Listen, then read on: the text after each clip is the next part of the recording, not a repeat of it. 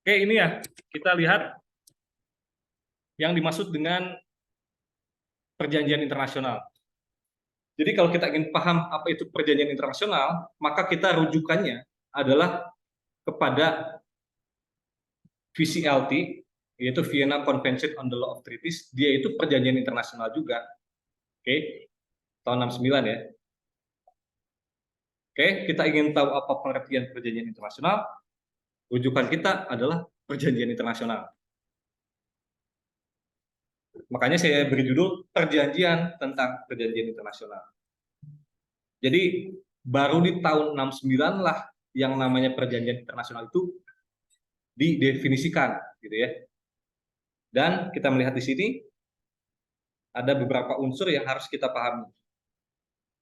BTW ini sorry ya kalau pakai bahasa Inggris karena biar ya memang dasarnya gitu.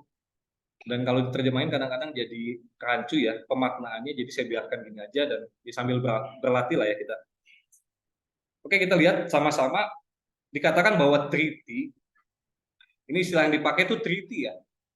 Treaty itu perjanjian internasional. Dia katakan treaty artinya adalah kesepakatan internasional yang warna kuning yang dibuat oleh negara yang warna hijau, dan itu subjeknya berarti ya. Jadi subjek cuma negara. Dalam bentuk tertulis yang warna biru dan diatur oleh hukum internasional. Oke. Entah terus kemudian penjelasan lebih lanjutnya, entah dibuat dalam satu instrumen gitu ya, satu dokumen atau banyak dokumen, itu terserah, namanya apapun itu terserah. Oke. Itu ya, ini kalau kita rujukannya ke dalam Konvensi Wina tahun 69. Kemudian ada lagi nih pengertian perjanjian internasional di dalam VCLT tahun 86. Konvensi Wina tentang perjanjian internasional tahun 86 yang ngatur persoalan perjanjian, subjeknya tapi bukan cuma negara gitu ya. Kalau kita perhatikan, maka pada dasarnya sama ya. Lihat yang diberi warna, yang membedakan hanyalah yang warna hijau. Sekali lagi subjeknya kalau di tahun 86 itu bisa antar negara, katanya yang pertama between one or more states, atau organisasi internasional katanya gitu ya. Organisasi internasional kita pahami dia merupakan salah satu subjek HI lainnya selain negara. Oke, ini definisi perjanjian internasional kalau kita merujuk kepada perjanjian internasional gitu ya. Oke, kita coba bedah satu-satu ya unsur-unsur tersebut. Yang pertama, dikatakan bahwa perjanjian internasional adalah international agreement yang kalau kita terjemahin menjadi persetujuan internasional. Lalu pertanyaan dari kita adalah, apa yang dimaksud dengan internasional kan gitu ya? Maka ada beberapa penjelasan. Kata internasional ini tuh pemaknaannya adalah ketika kalian belajar HI, yaitu di mana ini tuh merujuk kepada hubungan yang melintasi batas-batas negara, tapi yang bukan bersifat perdata. Oke, sekali lagi kata internasional itu bukan cuma lintas negara. Rumusnya adalah lintas negara plus bukan perdata. Itu rumusnya ya. Kita kan suka, mungkin persepsi awam akan mengira kalau selama itu antar negara gitu ya, lintas batas negara, pasti internasional. Dalam konteks perjanjian internasional itu enggak ya. Kita akan mengatakan yang dimaksud internasional adalah dia itu lintas batas negara sekaligus hubungannya bukan bersifat perdata. Tadi saya beri contoh di awal, kebijakan impor beras pakai hukum nasional, yaitu perdata, sekalipun dia lintas batas negara. Karenanya dia bukan perjanjian internasional. Oke. Kemudian ada beberapa keterangan yang diberi oleh para ahli ya, ini saya beri catatan. Ya, Anthony Owens cuma menegaskan bahwa dia memiliki karakter internasional yang mana tadi pengertiannya kita udah pahami. Kemudian kalau dari Waldock dia bilang dia diniatkan untuk diatur oleh hukum internasional, intended to be governed by international law. Tadi ya, contohnya Space Treaty. Dia itu perjanjian yang dibuat sama negara yang nggak tunduk pada hukum salah satu negara doang, tapi hukum internasional. Itu yang dimaksud dengan governed by international law. Oke, kemudian kata agreement, kesepakatan.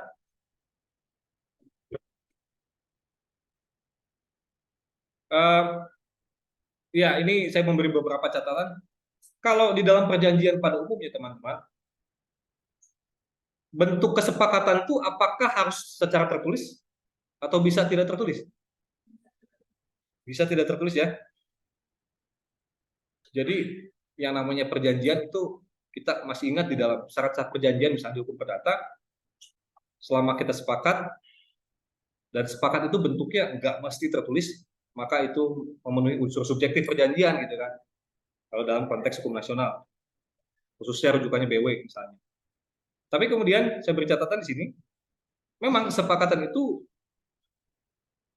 umumnya bahkan kalau dulu-dulu ya, sebelum ada era modern lah gitu ya, sebelum ada apa itu era tertulis, kita kan ya verbal aja gitu. Maka secara lisan atau oral itu pun bisa memenuhi unsur kesepakatan. Jadi saya katakan bahwa kalau kita bicara kesepakatan doang, betul bahwa kesepakatan itu nggak mesti tertulis. Bahkan itu banyak ya teman-teman kalau kalian membaca di dalam literatur hukum internasional, peristiwa-peristiwa di mana kepala negara ketika bersengketa, katakan berkonflik, itu menyelesaikan masalah itu dengan lewat telepon gitu, janjian segala macam, oke, beres gitu. Itu pada dasarnya kan kesepakatan. Kalau kesepakatan dia perjanjian. Oke. Cuma pertanyaannya adalah apakah itu perjanjian internasional kan gitu ya. Nanti kita akan lihat. Di sini saya beri contoh yang non verbal lainnya misalnya kesepakatan gencatan senjata ketika ada perang itu biasanya itu nggak pernah tertulis. Gitu ya.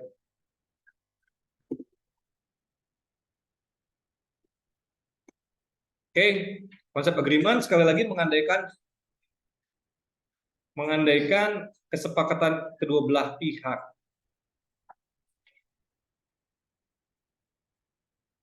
Saya ingin sedikit kita agak balik dulu ya ke dalam konteks hukum nasional.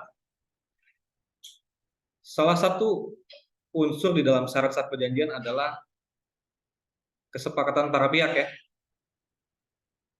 Pertanyaan saya gini, kalau misalkan andaikan kita bikin perjanjian, tapi kemudian kita ini dipaksa untuk sepakat. Pertanyaan saya, apakah perjanjian itu sah? Kenapa tidak sah?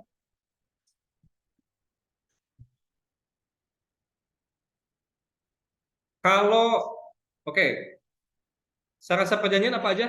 Ada yang masih ingat nggak? Sepakat? Apalagi? Cakap? Cakap itu apa? Cakap itu apa ya? Hah?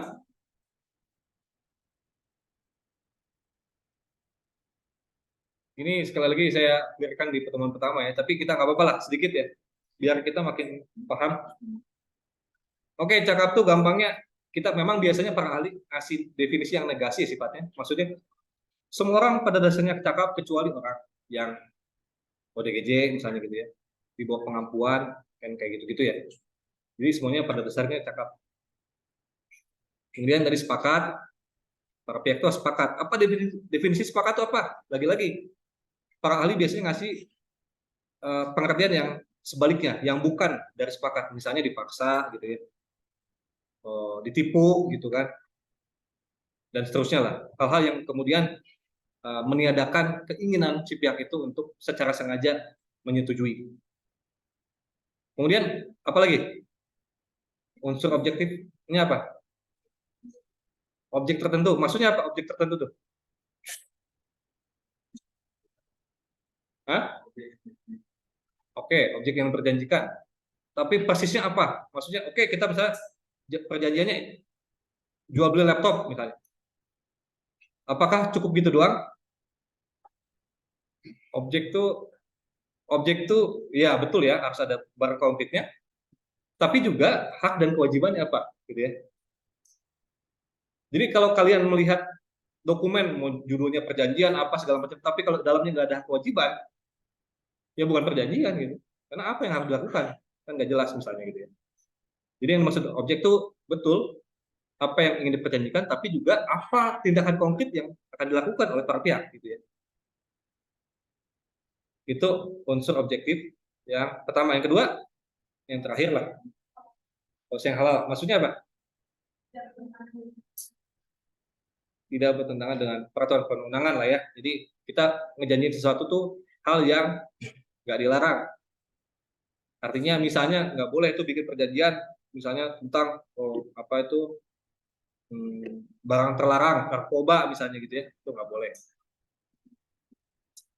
Anyway, tadi balik lagi, kalian masih ingat nggak apa akibat hukum apabila syarat-syarat perjanjian tidak terpenuhi? Dapat dibatalkan? Oke, kalau yang dapat dibatalkan yang mana? Yang subjektif apa aja tadi? Dan sepakat ya. Oke, balik lagi. Saya tadi bertanya, kalau ada perjanjian, tapi para pihaknya itu salah satunya dipaksa gitu, maka perjanjian tersebut dapat dibatalkan atau batal demi hukum? Perhatikan katanya, dapat dibatalkan. Kalau dapat dibatalkan berarti dapat tidak dibatalkan nggak? Kalau dapat tidak dibatalkan berarti perjanjian itu tetap perjanjian bukan? Ngerti maksud saya nggak? Kalau yang objek tidak dipenuhi, betul dia batal demi hukum. Batal demi hukum artinya dianggap tidak pernah ada. Tapi kalau dapat dibatalkan itu kan berarti ya kalau sisi pihaknya mau ngebatalin boleh, kalau enggak ya udah nggak apa-apa. Berarti kalau ya udah nggak apa-apa, ya itu perjanjian bukan? Ya gitu ya. Oke, jadi konsekuensi hukumnya tidak langsung ini ya. Kalau unsur subjektif. Oke, kita balik lagi. Ini soal kesepakatan. Ya pada dasarnya rujukannya sama ya di setiap hukum nasional di semua negara itu kesepakatan tuh ya gitu luas banget, bisa oral, bisa verbal gitu ya, bisa tulisan dan lain sebagainya. Oke, tapi tadi kita melihat unsur perjanjian internasional itu dia harus tertulis atau tidak?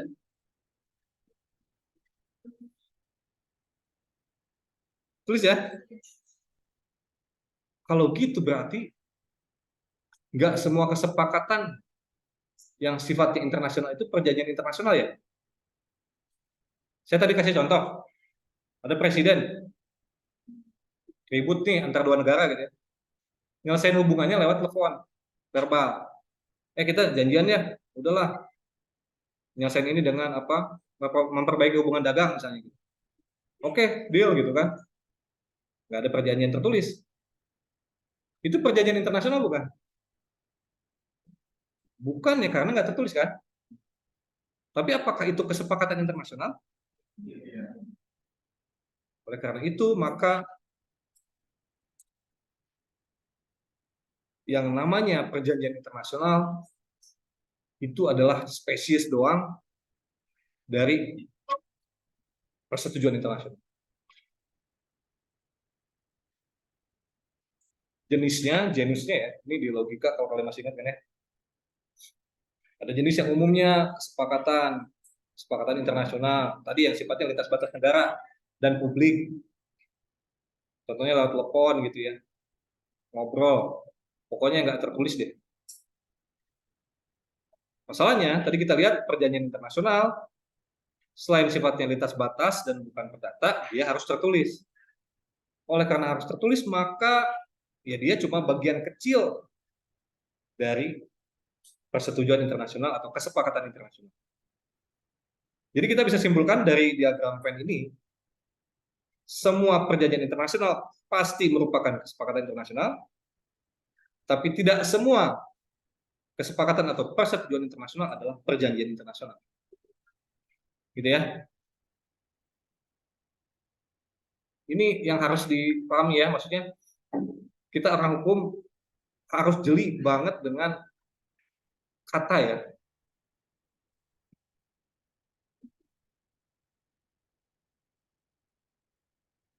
Oke, ini ilustrasinya. Kita lanjut. Kemudian selain unsur kesepakatan internasional, tadi dibuatnya oleh siapa? Tadi kita melihat visi LT 69 aturnya cuma antar negara, tapi yang tahun 86 dia memperluas subjeknya termasuk juga antar organisasi internasional. Pertanyaannya, apakah yang namanya perjanjian internasional subjeknya cuma dua ini?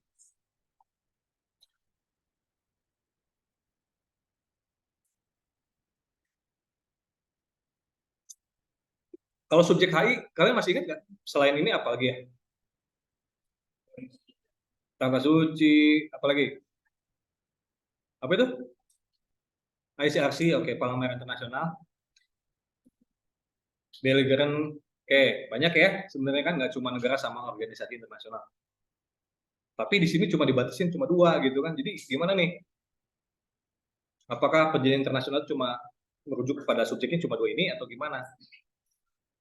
Ya, pada dasarnya secara eksplisit mengatur tentang subjek HI dalam kaitan dengan perjanjian internasional memang cuma dua itu yang disebut. Cuma dalam praktiknya tadi kita paham bahwa subjek HI itu banyak ya, di luar negara itu banyak, termasuk tadi Palang Merah, Tata Suci, Belligerent, dan lain sebagainya. Sehingga mereka pun bisa membuat perjanjian internasional, gitu ya.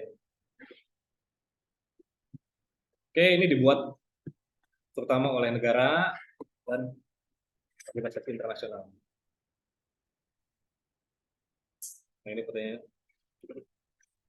Ini ya penjelasan Anthony Oz, dikatakan kata dia, ya perjanjian internasional bisa dibuat antar negara dengan subjek HI lainnya, sekalipun khususnya adalah organisasi internasional. Mostly ya gitu ya, yang punya kapasitas untuk mengikatkan diri atau menyusun perjanjian internasional.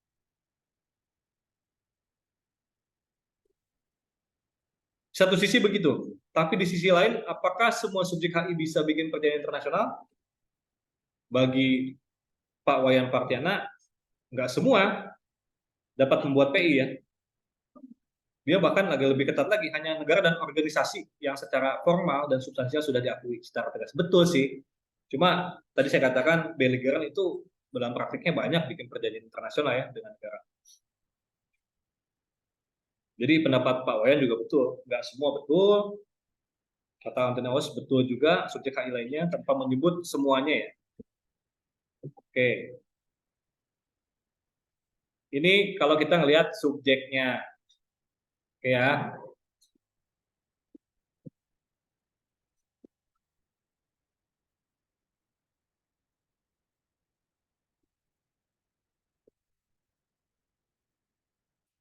Baru lupa langsung pasal 3 sih.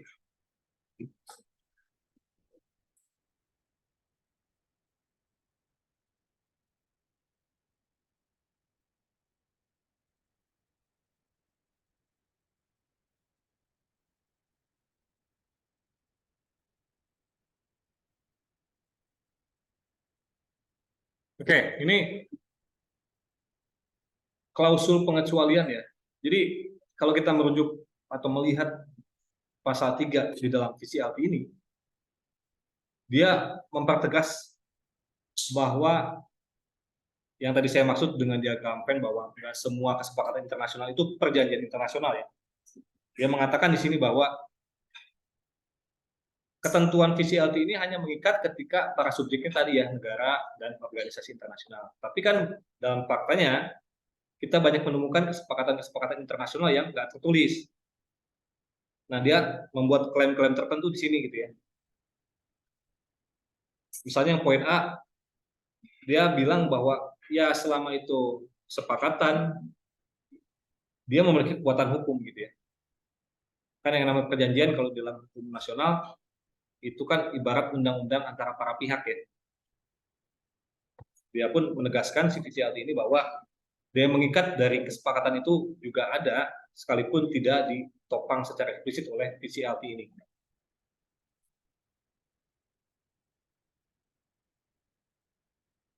Oke, ini klausul-klausulnya ya.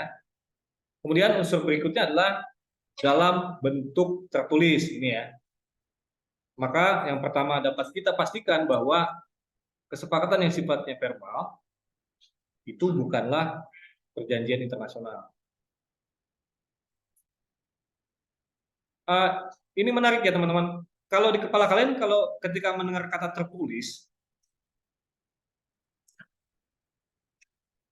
kalau oke kita pahami lah, kita sepakat.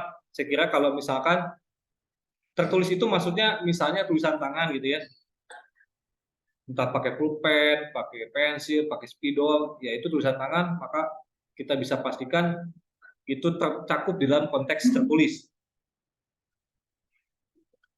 Kalau ketikan tertulis nggak? Terus juga ya. Kalau verbal nih, perjanjian verbal tapi direkam, itu tertulis bukan? Hmm?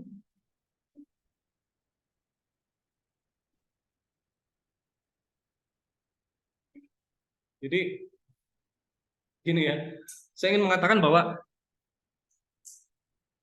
VCLT dia nggak ngasih pengertian apa itu tertulis kan? Maksudnya kita orang hukum mah bisa menafsirkan betul ya kalau kita pakai persepsi yang sifatnya common sensical, ya tertulis mah pakai tangan gitu kan, entah ketikan, entah tulisan. Tapi kalau rekaman verbal, ya itu mah bukan tertulis gitu ya. Tapi ada loh ahli yang mengatakan bahwa tertulis ini maknanya adalah dia itu recorded secara permanen, terekam secara permanen. Kalau kita melihat tulisan, itu kan artinya terekam secara permanen ya. Kita pakai mata.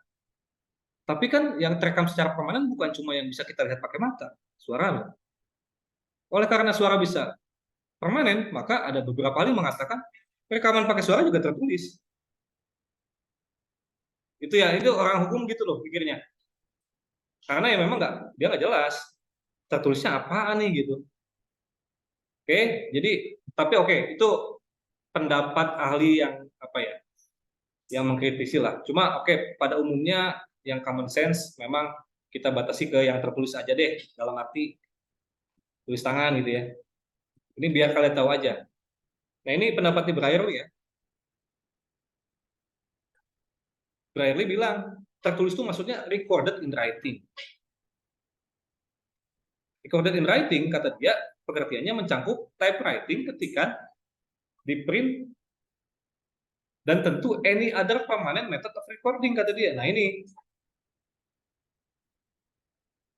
ahli HI yang paling salah satu yang terkemuka lah ya. Dia bilang yang dimaksud tertulis written form ini maksudnya ini penafsiran dia nih. Ketikan, print atau cara lain yang bisa mempermanenkan sesuatu. Ya tadi berarti kan suara ya direkam itu bisa tertulis jatuhnya. Kalau kita pakai yang unsur yang paling bawah gitu. Nah ini Anthony Oz juga pendapatnya juga agak kurang lebih apa? Kalau dia lebih sempit ya. Kalau kita perhatikan dia bilang mencakup telegram, faksimil, email,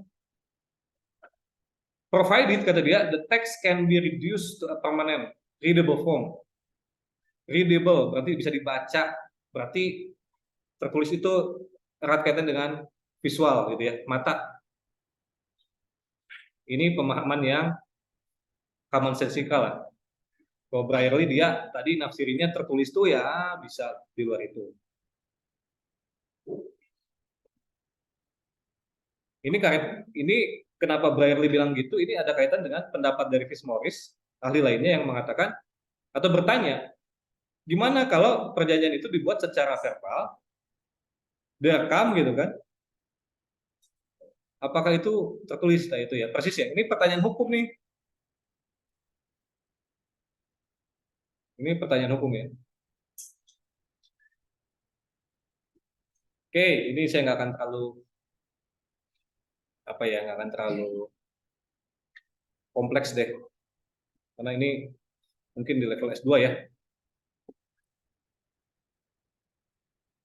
Kemudian selain tertulis, governed by international law, diatur oleh hukum internasional.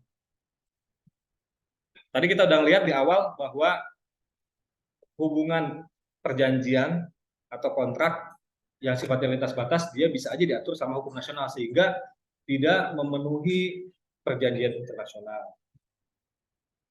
Oke, itu yang pertama. Kemudian ini pendapat dari ILC atau Komisi Hukum Internasional yang dimaksud dengan governed by international law itu adalah bahwa perjanjian itu memang diniatkan untuk menciptakan, kata dia, hak dan kewajiban berdasarkan hukum internasional.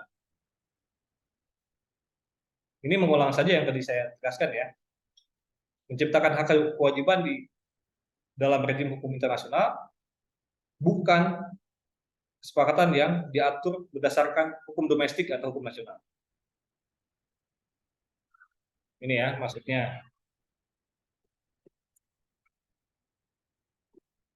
Unsur-unsurnya ini sekali lagi kalau kita bicara hukum internasional dia bukan rujukannya bukan hukum perdata tapi hukum publik. Oke.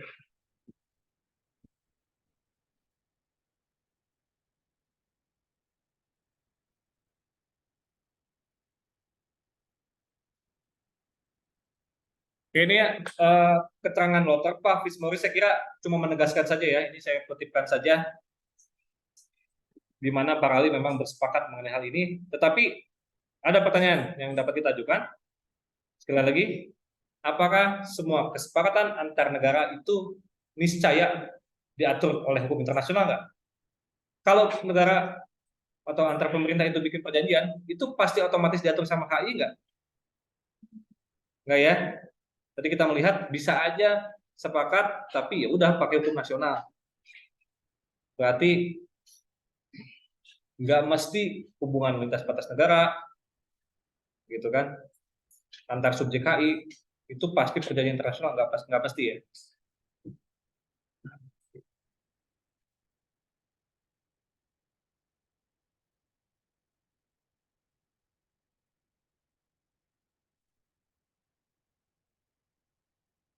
Ya ini saya mengajukan pertanyaan, apakah MOU itu pasti bukan perjanjian internasional? Nanti kita melihat nama-nama perjanjian internasional, termasuk MOU yang sering dianggap bukan perjanjian internasional, gitu ya. Padahal yang namanya perjanjian internasional, singkatnya itu namanya bisa apa aja sebenarnya. Jadi tidak dipengaruhi oleh nama, tapi dipengaruhi oleh isinya, gitu ya. Unsurnya terpenuhi enggak?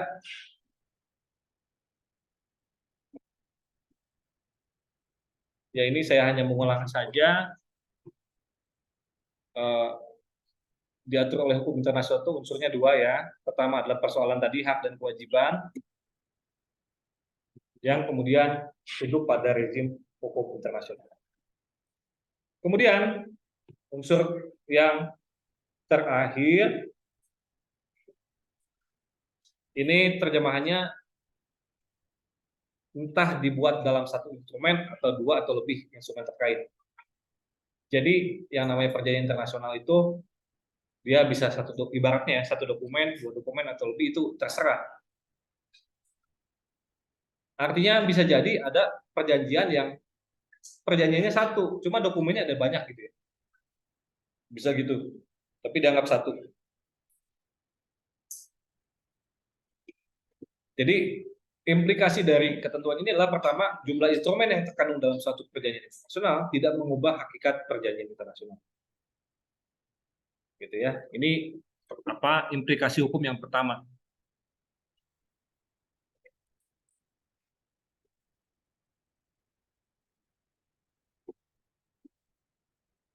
Dan ini juga erat kaitannya dengan misalnya begini ya, ini ada ilustrasi yang saya beri. Ini contoh aja. Konteksnya adalah pertukaran nota. Pertukaran nota itu ya instrumen perjanjian internasional ya teman-teman ya. Ini contoh aja. Katakanlah ada 4 negara nih, A, B, C, sama D. Berarti itu kan bisa ada 4 pihak. Tapi bisa juga dianggapnya cuma ada 2 pihak, yaitu antara A dan B plus C plus D. Ini persoalan subjek ya. Kemudian kita kalau nggak membaca perjanjian internasionalnya, kita akan rancu ya. Kadang-kadang pihaknya begitu.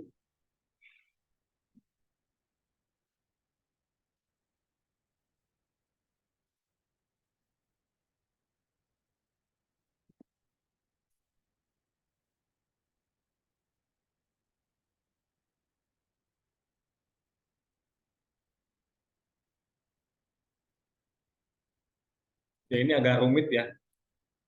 Deklarasi unilateral ini sikap setiap negara di dalam hukum internasional. Semua negara berdaulat bisa menyatakan sikapnya, dan tatkala mengklaim suatu deklarasi secara unilateral, secara sepihak atas statuta Mahkamah Internasional, maka itu kan merupakan sekumpulan perjanjian bilateral. Maksudnya gini, statuta Mahkamah Internasional adalah perjanjian internasional yang menjadi landasan bagi pembentukan International Court of Justice atau Mahkamah Internasional. Di sana negara bisa berperkara, bisa bersengketa antar negara ya. Masalahnya, Mahkamah Internasional itu bisa punya wewenang untuk mengadili perkara kalau negara meratifikasi statuta Mahkamah Internasional atau menyatakan deklarasi bahwa tunduk pada statuta. Maksud saya gini, misalnya contoh sengketa Israel sama Palestina. Banyak ahli yang mengatakan ya bisa diadili di Mahkamah Internasional selama mereka sepakat gitu kan. Dan kemudian atau mereka punya pernah ratifikasi atau menyatakan tunduk pada Mahkamah Internasional. Problemnya tentu saja kita tahu bagaimana mungkin atau mustahil bagi Israel untuk mau dibawa ke Mahkamah Internasional. Kan gitu ya. Nah, terlepas dari itu semua, kalau kita memahami hubungan hukum dalam konteks perjanjian internasional, maka apabila satu negara meratifikasi Mahkamah Internasional, maka itu terjadi hubungan bilateral. Demikian pula kalau negara itu mengeluarkan deklarasi yang sifatnya sepihak, maka itu ibaratnya ada jejaring hubungan bilateral. Oke, ini enaknya sih pakai visual ya. Cuma ini mungkin bisa kasih penjelasan ya. Ada kasus nih teman-teman di tahun 94 antara Qatar dan Bahrain ya di Mahkamah Internasional. Nah, di dalam kasus ini tuh menarik. Ada pertukaran nota diplomatik antara Qatar dan Arab Saudi. Oke, antara Qatar dan Arab Saudi dan Bahrain dan Arab Saudi terkait sengketa teritorial antara Bahrain dan Qatar. Kalau kita nggak ngerti, ini akan melihat ini yang bersengketa itu siapa sih gitu ya. Kan nota diplomatiknya ada Arab Saudi juga. Padahal di sini Arab Saudi cuma menjadi pihak ketiga yang menawarkan jasa baik di dalam penyelesaian sengketa.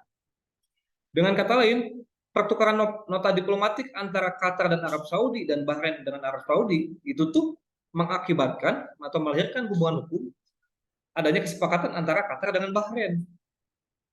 Jadi intinya gampangnya ya, si Qatar sama si Bahrain ini nggak mau ngobrol. Jadi ngajakin si Arab Saudi turun tuh, Arab Saudi yuk bikin perjanjian sama si Qatar sama si Bahrain. Tapi isi perjanjian itu tuh mengakibatkan hubungan hukum antara Qatar dan Bahrain gitu. Jadi para pihaknya kita harus hati-hati ya. Pihaknya sebenarnya Qatar sama Bahrain. Gitu. Arab Saudi cuma jadi pihak ketiga. Oke, ini yang dimaksud dengan satu instrumen atau lebih.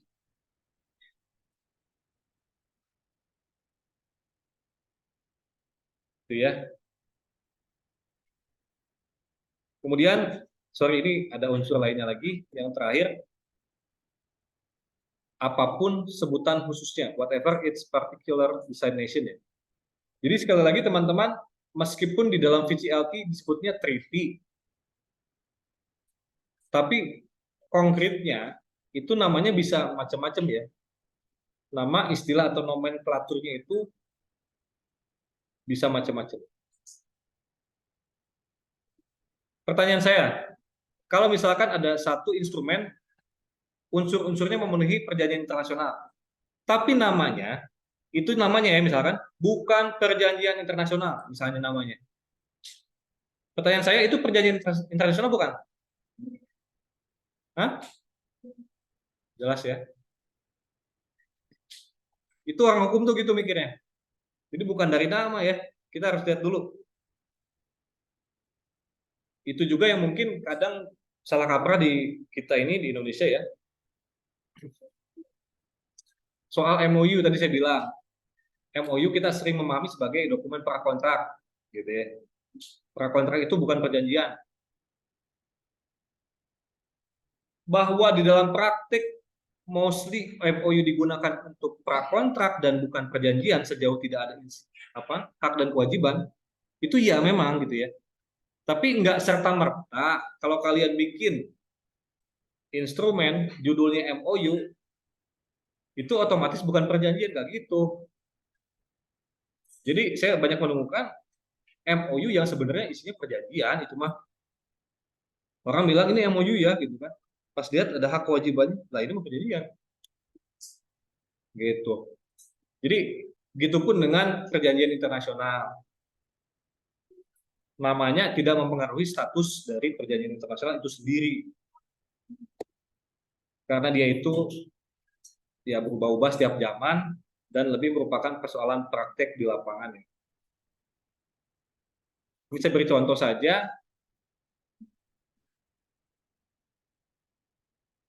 contoh perjanjian internasional, misalnya Piagam PBB UN Charter 1945 dan Piagam dari Commonwealth of Independent States tahun 93. Ini contoh perjanjian internasional. Istilah yang dipakainya charter.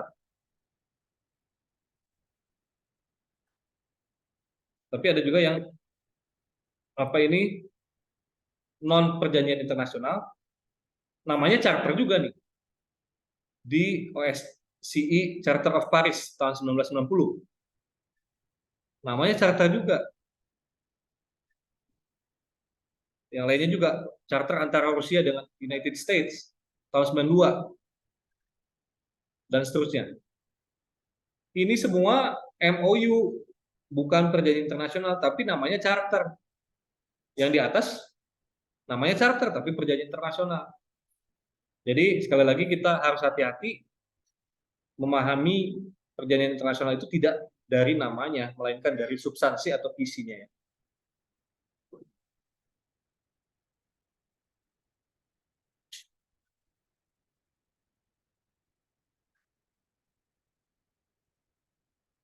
Oke, kemudian ya ini saya mengajukan pertanyaan, apakah hanya treaty, kan istilahnya pakainya traktat ya, treaty itu traktat kalau diterjemahin. Apakah hanya treaty yang merupakan PI? Treaty mah cuma spesies ya. Dalam konvensi Wina rujukannya beragam instrumen atau istilah. Istilah apa yang bisa ada? Nah, ini istilah-istilahnya nih. Yang biasanya dipakai. Tapi secara substantif, andaikan someday ada perjanjian internasional judulnya bukan perjanjian internasional gitu ya. Ya selama isinya memenuhi unsur-unsurnya, dia otomatis merupakan perjanjian internasional. Ini mah cuma soal praktek aja, dan Myers ini menemukan ada 40 istilah. Jadi banyak banget lah kalau kita coba melihat ya.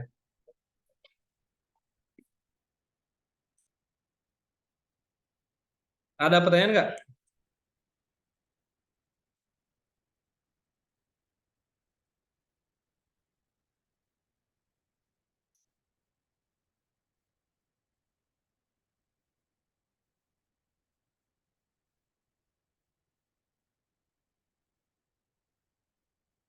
Oke, ini kita sedikit lihat ya. Kalau perjanjian internasional dalam hukum nasional itu, kita rujukannya ke Undang-Undang tahun nomor 24 tahun 2000. tentang perjanjian internasional, dia juga ngasih tuh definisi. Kita perhatikan, dikatakan dalam pasal 1 huruf A, perjanjian internasional itu adalah perjanjian dalam bentuk dan nama tertentu yang diatur dalam hukum internasional yang dibuat secara tertulis serta menimbulkan hak dan kewajiban di bidang hukum publik.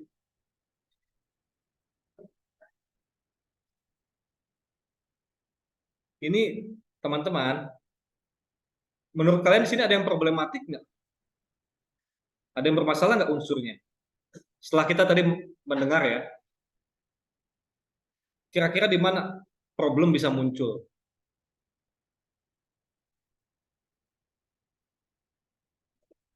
Hah? Apa? Kenapa? Dengan nama tertentu apa? Masalahnya apa? Kira-kira? Hmm. Oke. Okay. Yang dimaksud dengan nama tertentu di sini sebetulnya maknanya sama dengan tadi ya, apapun sebutannya gitu. Sebetulnya itu sih. Kalau soal itu ya, ada yang nggak ini masalahnya di mana ya?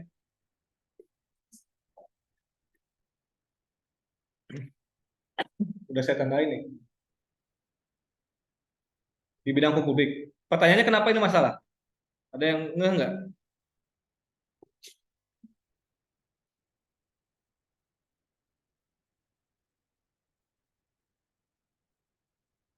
Oke, saya ingin mengatakan, saya mengutip pendapat ahli lainnya ya. Ini memang bisa bermasalah karena begini. Kita perhatikan, dikatakan bahwa perjanjian internasional adalah perjanjian namanya apapun, nama tertentu maksudnya terserah itu ya namanya, bentuknya kayak gimana. Kemudian dikatakan yang diatur oleh HI tertulis, oke masih aman, ada hak kewajiban, tiba-tiba di bidang hukum publik. Oke, dari tadi saya menegaskan memang harus di bidang hukum publik. Cuma di sini ada kata hukum publik satu sisi, di atas ada hukum internasional. Kalau begitu, ini kan seolah-olah mengindikasikan bahwa ada loh perjanjian di bidang hukum internasional yang bukan publik gitu. Hukum internasional padahal kan otomatis publik ya.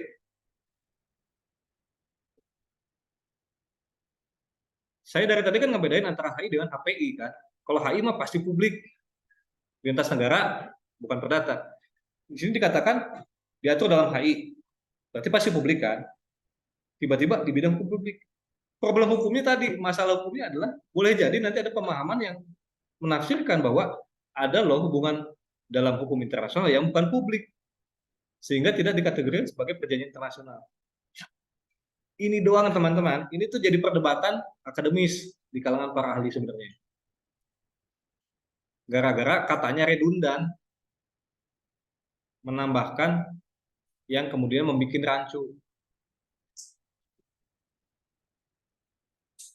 Kenapa rancu? Tadi ya penjelasannya, kalau kata hukum internasional itu udah otomatis publik. Kalau ditambahin ada bidang publik lagi, maka seolah-olah ada hukum internasional yang bukan publik.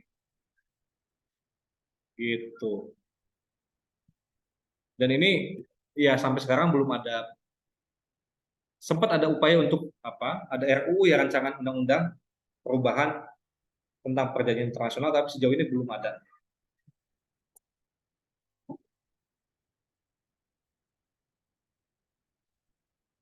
Kemudian ini pasal 4 angka 1 diterangin nih bahwa perjanjian internasional itu dibuat sama pemerintah Republik Indonesia dengan negara, organisasi internasional atau subjek HI lain.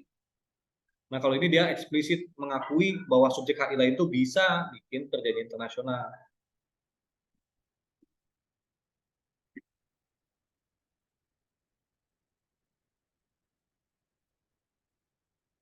Ini ya yang saya maksud.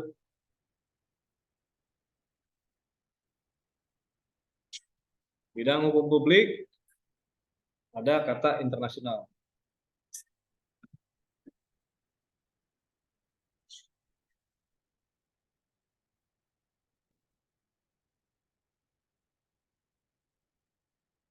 Ini penjelasannya ya, dalam praktik Indonesia rumusan yang pertama itu soal mengindikasikan bahwa ada PI atau perjanjian internasional yang diatur dalam hukum internasional, tapi dia bukan di bidang hukum publik. Padahal HI sama dengan hukum publik. Yang kedua masalahnya,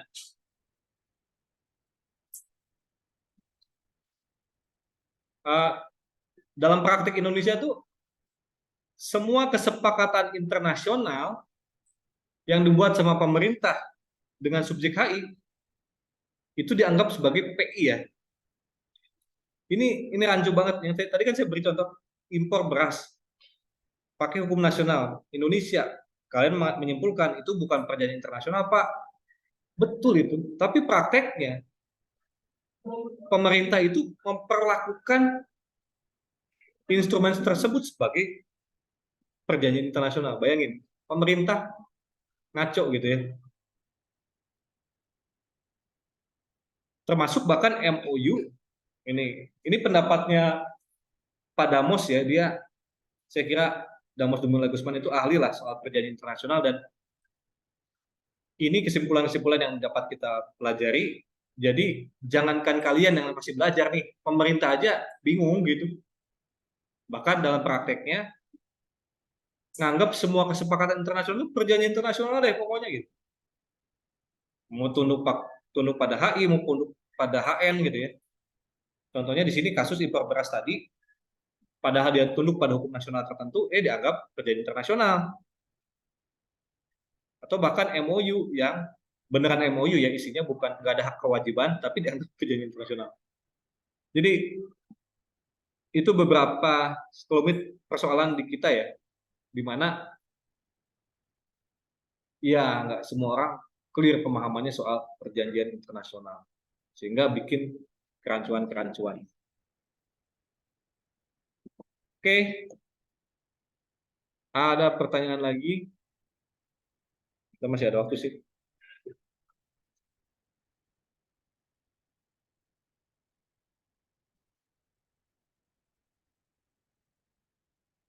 Oke, saya sedikit aja ngeliatin ya, ini beberapa istilah yang dipakai.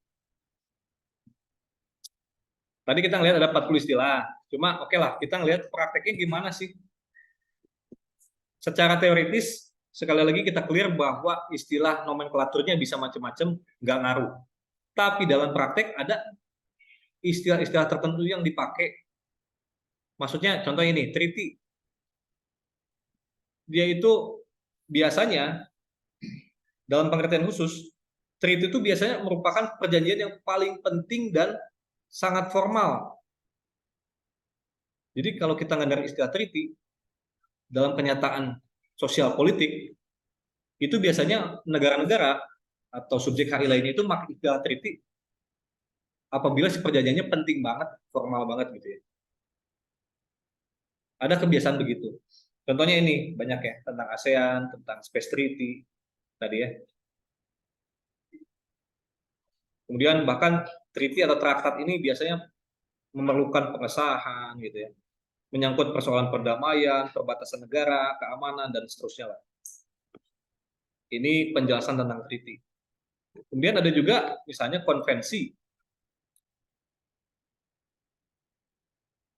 Biasanya konvensi ini digunakan untuk perjanjian multilateral di paragraf kedua yang membuka kesempatan bagi partisipasi masyarakat. Maksudnya semua negara boleh ikut gitu ya. Contohnya ini konvensi hukum laut internasional misalnya, kemudian CEDAW, Convention on the Elimination of Discrimination Against Women. Ini perjanjian-perjanjian internasional yang sifatnya dia tuh terbuka, pengen ngajak semua subjek HI itu pada meratifikasi gitu ya. Dan biasanya bersifat lawmaking. Nah ini juga teori ya, nanti saya jelaskan lah. Sebenarnya saya udah terangkan itu di hukum internasional sih. Kemudian ada juga charter. Tadi kita melihat ya, UN Charter Piagam PBB. Biasanya dia ini, istilah ini dipakai untuk perjanjian internasional yang menjadi dasar atau konstitusi bagi organisasi internasional. Piagam PBB itu perjanjian internasional, tapi dia kan perjanjian internasional yang menjadi dasar bagi pembentukan PBB. Gitu. ASEAN Charter juga banyak ya. Charter tuh biasanya dipakai untuk sekali lagi untuk menjadi rujukan dasar bagi konstitusi organisasi internasional. Tapi sekali lagi itu tuh kecenderungan doang. Ada juga nih saya beri contoh, pakai charter tapi bukan perjanjian internasional gitu ya. Bisa aja sekali lagi ya. Ini mah cuma persoalan kebiasaan doang. Kemudian Covenant juga sama ya kayak charter, dia biasa dipakai untuk sebagai anggaran dasar atau landasan konstitusi bagi organisasi internasional. Kemudian ada statuta, sama juga statuta juga biasanya dibuat untuk merujuk pada anggaran dasar suatu pembentukan organisasi internasional. Contohnya Statuta Roma tahun 98 gitu ya. Kemudian ada agreement, dikatakan bahwa agreement merupakan perangkat internasional yang mengatur materi yang cakupannya lebih kecil daripada instrumen sebelumnya, dan substansinya hanya mengatur masalah yang sifatnya khusus antara para pihak sehingga bersifat tertutup. Oke, kalau agreement biasanya dia bersifat tertutup. Kemudian ada juga protokol. Ini biasanya semacam perjanjian internasional tambahan. Kemudian ada fakta, ada deklarasi, gitu ya, final act, agreed minutes, MOU juga.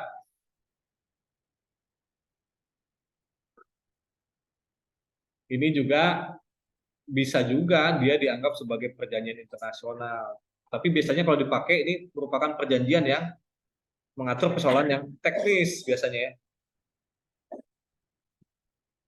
Kemudian ada pengaturan atau arrangement, ada juga pertukaran nota. Ini silahkan dibaca ya, nggak perlu saya terangin lah.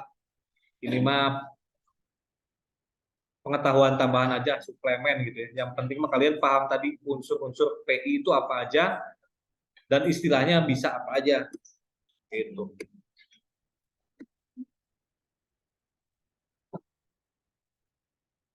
Oke, ada pertanyaan nggak? Nggak ada ya.